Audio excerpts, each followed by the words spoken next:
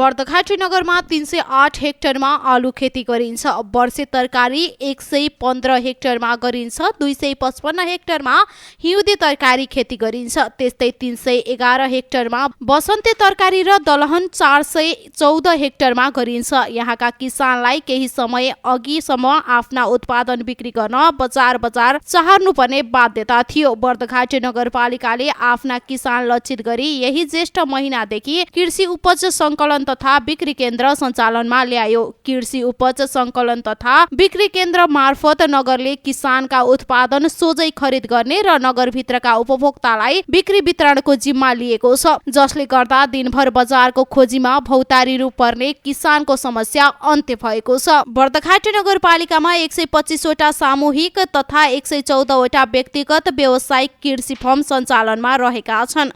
सामूहिक र व्यक्तिगत गर्दा नगरमा करिब 2700 जना कृषकले तरकारी उत्पादन गर्ने गरेका छन्। यी मध्येका एक हुन् बर्दघाटी नगरपालिकाका वडा नम्बर 14 का कृषक वासुदेव नेपाल। उनले यति बेला आफ्नो बारीमा करिब 3 बिघामा बोडी रोपेका छन् भने करिब 11 बिघामा टमाटर रोप्ने तयारी गरेका छन्। यिनको बारीबाट यति बेला दैनिक 200 किलो बोडी उत्पादन हुने गरेको छ। पहिले कृषक नेपालले आफूले उत्पादन गरेको कृषिजन्य उपज बिक्री वितरण गर्न बिचौलिया व्यापारी गुहार्नु पर्ने बाध्यता थियो। बारीमै आउने बिचौलियाले कृषकको मूल्य भन्दा पनि आफ्नो मूल्यमा खरिद गर्थे, जसले गर्दा बिचौलिया मोटाउने तर किसान सधैँ पीडित हुनुपर्ने बाध्यता थियो। करिब 15 वर्षदेखि तरकारी खेतीमा संलग्न नेपाल परिवारले उत्पादन गरेको बोडी अहिले नगरले खरिद गरिदिएको छ भने मूल्य पनि किसानकै दिएको छ। यसले गर्दा किसान नगरले सञ्चालन गरेको कृषि उपज संकलन केन्द्र तथा बिक्री केन्द्रतर्फ आकर्षित भएका छन्। बर्दघाटी नगरपालिकाले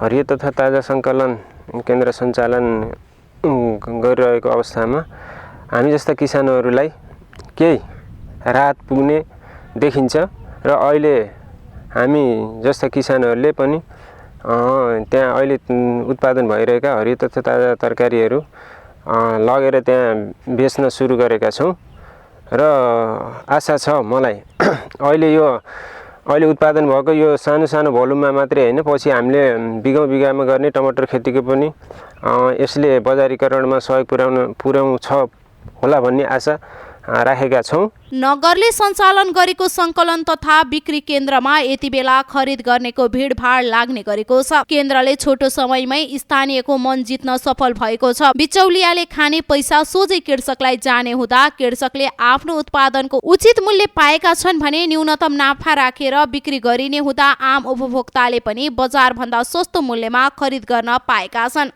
यो तरकारीको विषयमा धेरै राम्रो छ। बजारको भन्दा 10 रुपियाँ सस्तो पनि छ। प्याजमा त्यस्तै सस्तो छ, आलुमा त्यस्तै, घिरम्ला यो फलोस् यो धेरै राम्रो होस् भन्ने हाम्रो चाहना हो। उपभोक्ता खुसी छन् यसमा। कृषि क्षेत्रमा विविध समस्या रहेका छन्। ती समस्या समाधान गर्न पनि कृषि उपज संकलन केन्द्रले मुख्य भूमिका खेल्ने गरेको छ। किसानका समस्या पनि बिक्री केन्द्रबाट समाधान गर्दै उनीहरूलाई आवश्यक परामर्श पनि दिने गरिएको छ। विभिन्न तरिकाले जोडिएका किसानका उत्पादन बिक्री गर्ने मुख्य थलो बन्दैछ भने त्यहाँ आएका किसानका बालीमा परेका समस्या समाधानका लागि पनि उपयुक्त थलोको रूपमा बिक्री केन्द्र विस्तारित हुँदै गएको छ। कृषि उपज संकलन तथा बिक्री केन्द्र विगत जेठको 3 गतेदेखि निरन्तर रूपमा सञ्चालनमा आएको छ। यो नितान्त अघिल्लो आर्थिक वर्षदेखि सुरु भएको यस बिक्री केन्द्र अघिल्लो आर्थिक वर्षको तुलनामा यो आर्थिक वर्षको सुरुदेखि नै केही पोजिटिभ रूपमा देखिन सुरु गरेको छ। प्रथम पक्ष र दोस्रो पक्ष चाहिँ यहाँ हाम्रोमा किसानहरूको आय कमी थियो। हाम्रो प्रचार प्रसारमा चाहिँ खुल्यो त्यसै होला भन्ने एउटा माहौल थियो। बाहिर चाहिँ एउटा फरक धार बोकेर हिँड्ने मान्छेहरूले फरक तरिकाले चाहिँ प्रस्तुत गरिरहेको अवस्था थियो भने अहिले सम्पूर्ण यहाँको किसानवासी जनतावासीहरू सम्पूर्ण राजनीतिको नेतृत्व गर्ने व्यक्तिहरू सबैले एउटा एजेन्डा बोक्नु भएको छ भने अब यो सफल भयो भने हामी यहाँको उपभोक्ता हो, हामी यहाँको चाहिँ भोलि बिहानको दृष्टि हेर्ने मान्छे हो, यसलाई सफल गराउनुपर्छ भनेर अहिले सम्पूर्ण किसानहरू सम्पूर्ण उपभोक्ताहरू यही आउनुहुन्छ खरिद गर्न।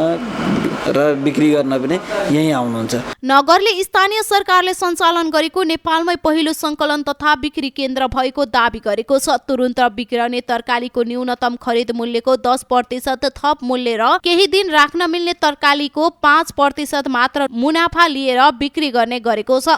नगरमा उत्पादित वस्तुको बजार अभाव हुन सक्ने अवस्थालाई मध्यनजर गर्दै नगरले विभिन्न नगरसँग भगिनी सम्बन्ध कायम गरेको छ। 5 जना कर्मचारीको प्रत्यक्ष रोजगारी पाएको केन्द्रमा छोटो समयमै अत्याधिक रुचाइएको हुँदा थप कर्मचारी व्यवस्थापन गरी 2 शिफ्ट सञ्चालन गर्ने तयारी गरेको छ भने तत्काल आवश्यक रहेको कोल्ड स्टोरलाई पनि व्यवस्थापन गर्न नगर तथा सङ्घीय सरकारबाट बजेट विनियोजन गरिएको छ।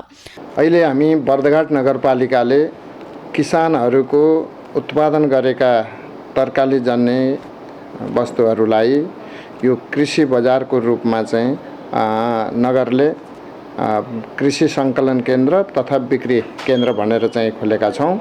यसले हाम्रा किसानहरूलाई अत्याधिक रूपमा फाइदा पुग्ने हेतुले यो नगरपालिकाले रेड क्रसको भवनलाई भाडामा लिएर अहिले यहाँ उत्पादन गर्ने कृषकहरूको उत्पादन चाहिँ नगरपालिकाले लिने र उपभोक्ताहरूलाई यहीँबाट बिक्री वितरण गर्ने र त्यस कारणले हामीले हाम्रा किसानलाई पनि सहज हुने आफ्नो चाहिँ उत्पादन उचित मूल्यमा बिक्री गर्नको लागि र उपभोक्ताहरूले पनि सही मूल्यमा पाउने त्यो किसिमले चाहिँ हामीले काम गरेका छौँ र बिचौलियाहरूले जुन किसिमले चाहिँ धेरैभन्दा धेरै नाफा खाने र उपभोक्ता पनि मारमा र हाम्रा किसानहरू पनि मारमा परिरहेको अवस्थालाई मध्यनजर राख्दै अहिले हामीले चाहिँ यो हाम्रा किसानहरूले उत्पादन गरेकोलाई अब भोलिका दिनमा अरू नगरपालिकाहरूसित भगनी सम्बन्ध राखेर धेरैभन्दा धेरै उत्पादन गर्ने कृषकहरूको सामग्रीहरू हामी सबै लिदिएर अहिले चिस्यान केन्द्र बनाउनको लागि पनि हामीले सङ्घीय सरकारबाट रकम प्राप्त भएको छ र त्यो चिस्यान केन्द्रलाई बनाएर हाम्रा किसानहरूको सबै खालको चाहिँ तरकारी जन्य वस्तुहरू किसानले उत्पादन गरेका चिजहरूलाई हामीले व्यवस्थित किसिमले हामीलाई हाम्रा उपभोक्ताहरूलाई पनि ताजा र अर्ग्यानिक तरकारीहरू उपलब्ध गराउनको लागि यसरी अगाडि बढेका छौँ। उन्नत बिउ बिजनको व्यवस्था नहुनु, पर्याप्त सिँचाइको व्यवस्था नहुनु र दुःख कष्ट गरी उत्पादन गरेको कृषि उत्पादनले उचित मूल्य नपाउनु कृषकका प्रमुख समस्या हुन्। अन्य समस्या यथावत भए पनि उत्पादित वस्तुले उचित मूल्य नपाउँदा बेला बखत कृषि उपज बिक्री नहुँदा बाटोमै फाल्नुपर्ने समस्या देखिरहेका छन्। खुल्ला नाकाका कारण पनि दुखित बनेका किसान बर्दघाट नगरको कदमले भने उत्साहित छन्। यो सङ्कलन तथा बिक्री केन्द्र लामो समयसम्म चल्न मिल्ने वातावरण तयार गर्नतर्फ नगरको अबको कार्यदिशा भए मात्र कृषक र आम उपभोक्ताले सधैँ राहत महसुस गर्ने थिए।